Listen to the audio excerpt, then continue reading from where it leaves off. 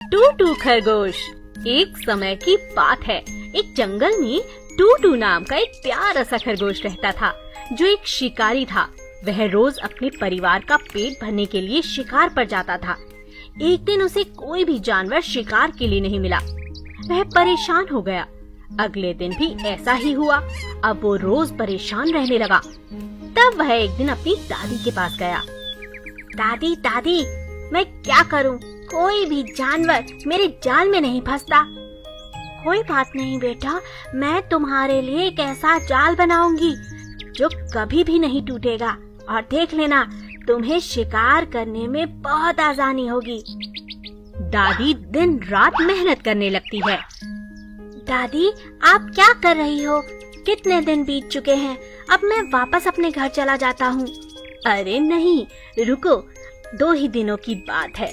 अभी ये जाल तैयार हो जाने दो, फिर तुम जब इसे ले जाओगे तो तुम्हें कभी परेशानी नहीं होगी। दादी की बात मानकर टूटू वहीं रुक जाता है। दादी दिन रात उसे अच्छा भोजन कराती है और जाल को बनाती है। एक दिन जाल तैयार हो जाता है। ये लो टूटू, इसे ले जाओ, और आज के बाद जब भी शिकार पर जाओ इस जाल का इस्तेमाल करना। देख लेना तुम्हें कोई तकलीफ नहीं होगी, तुम कभी भूखे नहीं रहोगे। टूटू वह जाल लेकर अपने घर वापस लौट आता है। दादी ने कितनी मेहनत से ये जाल बुना है, मैं इसका इस्तेमाल जरूर करूँगा। अब टूटू हर रोज उस जाल का इस्तेमाल करने लगा और हर रोज एक अच्छा शिकार पकड़ने लगा। अब टूटू को एक अच्छा शिकारी सभी समझने लगे। फिर एक दिन टूटू को उसके दोस्त ने पूछा, अरे दोस्त टूटू, तुम तो कमाल के शिकारी हो चुके हो, कभी भी खाली हाथ नहीं जाते। हर रोज कोई ना कोई जाल में फंसी जाता है।